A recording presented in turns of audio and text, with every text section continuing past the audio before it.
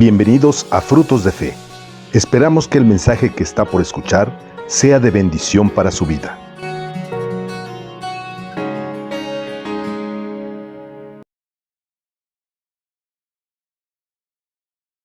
Hola, bienvenidos a Frutos de Fe.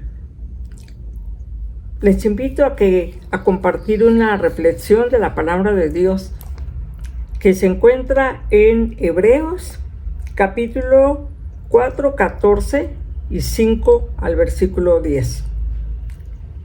En esta porción de la palabra de Dios veremos la importancia del por qué Dios nos dice que tenemos un sumo sacerdote, y ese sumo sacerdote es el Hijo de Dios, Jesús. Permítame leer este pasaje para comenzar a compartir la palabra de Dios en esta reflexión. Por tanto, teniendo un gran sumo sacerdote que traspasó los cielos, Jesús, el Hijo de Dios, retengamos nuestra profesión, porque no tenemos un sumo sacerdote que no pueda compadecerse de nuestras debilidades, sino uno que fue tentado en todo según nuestra semejanza, pero sin pecado. Acerquémonos pues confiadamente al trono de la gracia, para alcanzar misericordia y hallar gracia para el oportuno socorro. Porque todo sumo sacerdote tomado de entre los hombres es constituido a favor de los hombres en lo que a Dios se refiere, para que presente ofrendas y sacrificios por los pecados, para que se muestre paciente con los ignorantes y extraviados, puesto que Él también está rodeado de debilidad. Y por causa de ella debe ofrecer por los pecados, tanto por sí mismo como también por el pueblo. Y nadie toma para sí esta honra, sino que el que es llamado por Dios, como lo fue Aarón.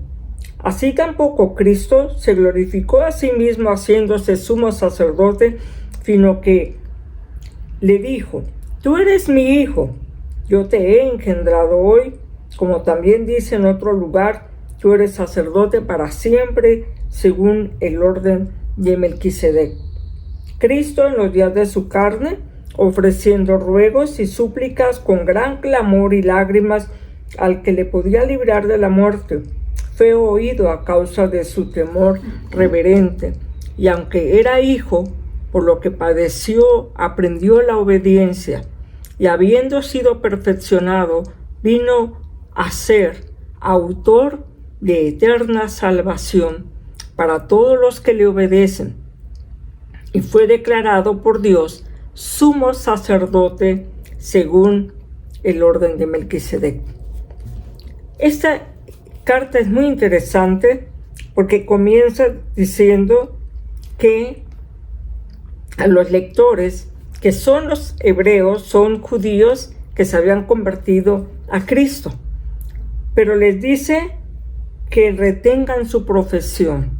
Estamos pensando que eran judíos que en un momento empezaron a retroceder, a volverse a sus antiguas prácticas judías. Ya explicaremos un poquito por qué pasó esto, pero sería interesante pensar por qué fue necesario el sistema sacrificial en el Antiguo Testamento. ¿Por qué era necesario tener un sumo sacerdote que ofreciera sacrificios por la expiación del pecado?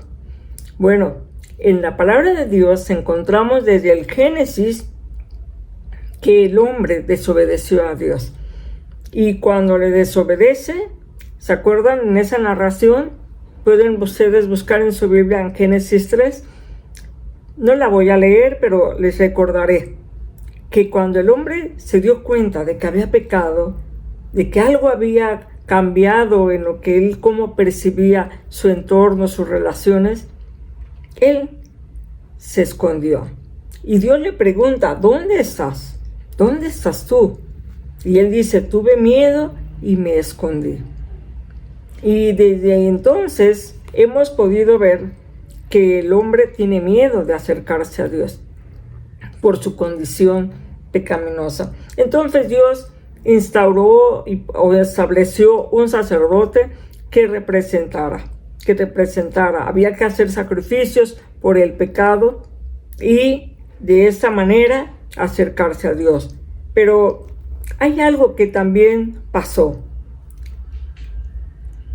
El hombre, a pesar de que hacía sacrificios, llegó a un grado de hacer de su vida una religión y no una relación. Dice en Isaías capítulo 1, versículo 11, dice: ¿para qué me sirve, dice Jehová, la multitud de vuestros sacrificios? Hastiado estoy de holocaustos de carneros, de cebos de animales gordos. No quiero sangre de bueyes, ni ovejas, ni de machos cabríos. Y más adelante, en el capítulo 29, 13, dice el Señor: este pueblo se acerca a mí con su boca y con sus labios me honra, pero su corazón está lejos de mí, y su temor de mí no es más que un mandamiento de hombres que les ha sido enseñado.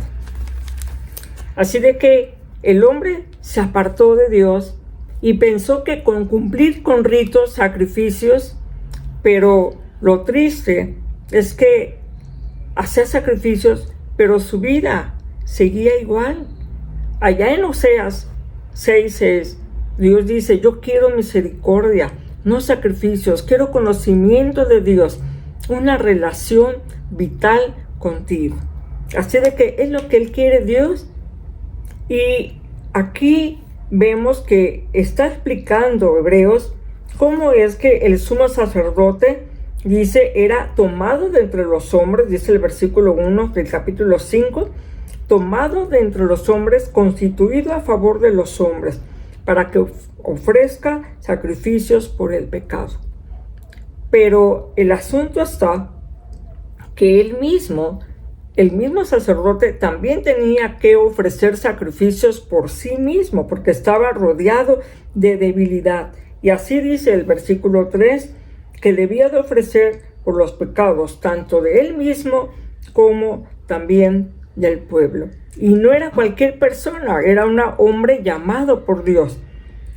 Pero Dios hizo un cambio importante. Designó a Jesús, su hijo, como el sumo sacerdote. Él ahora presentaría no un cordero, sino su propia vida, para ofrecer esa ofrenda a Dios e interceder por nosotros. Y siendo él un sacerdote, él dice que él es un sacerdote que se compadece de nuestras debilidades. Un sacerdote que se compadece. Ahora, ¿qué tiene que ver esto con los lectores? Los lectores de la carta a los hebreos. Bueno, ellos eran hebreos, pero se habían convertido al cristianismo. Sin embargo, cuando vino la persecución, bueno, de hecho había persecución, pero cuando la sintieron más fuerte, podemos decirlo así, cuando sintieron más amenazados, ellos empezaron a volver atrás para no tener que enfrentarla, ¿no?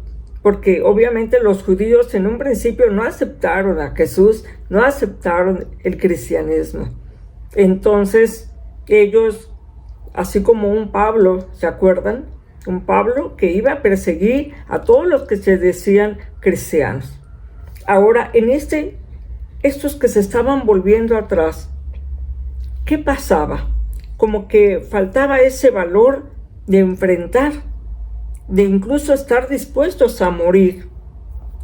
Pero para que los primeros cristianos murieran por su fe, debemos de pensar que era por algo tan importante, porque nadie muere por una mentira, pero ellos, impulsados por el gozo de haber sido testigos de Jesús, obviamente estaban dispuestos a morir por esa verdad, y esa verdad sostenía sus vidas. Pero estos lectores, con ese tiempo de distancia, entonces ya han pasado casi 70 años después de Cristo, y entonces muchos pues había enfriado quizás esa entrega, ese fervor de cómo conocer la fe.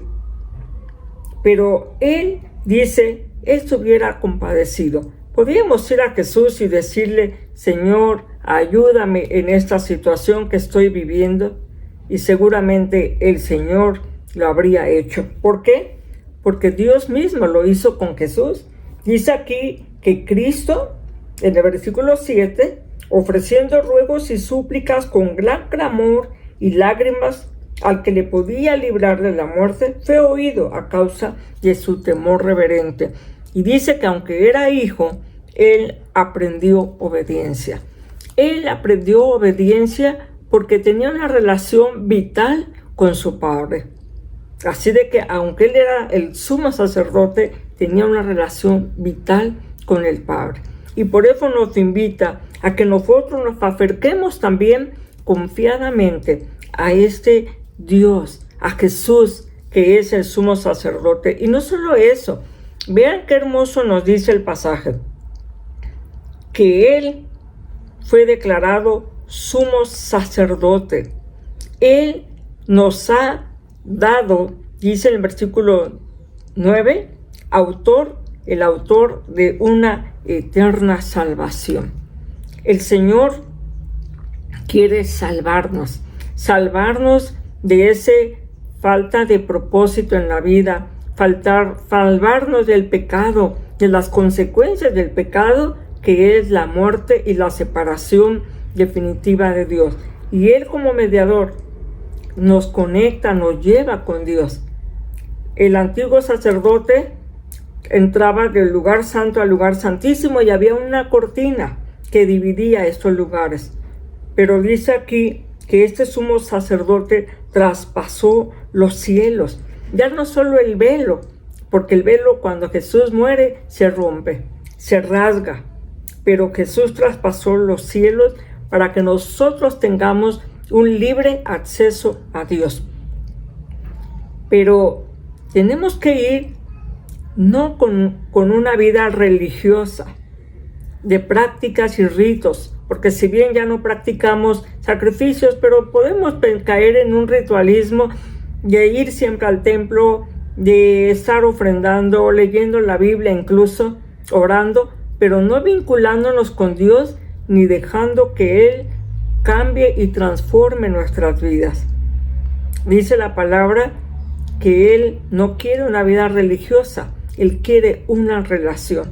Así de que si no has tenido una relación con Jesús, de una relación vital que te impulse, que te anime a seguir adelante ante las adversidades, ante las burlas quizás de las personas que no aceptan que tú eres cristiano, o no quieres ser cristiano porque temes perder a tus amigos, a tu familia. Solamente una relación vital con Dios nos ayudaría a gozarnos en Dios y a enfrentar todo lo que venga. Pero el Señor es el sumo sacerdote que se compadece de nuestras flaquezas, de nuestras debilidades, y Él nos invita a sostenernos para que lleguemos hasta el final de nuestra vida en fidelidad a Dios. Que Dios te bendiga.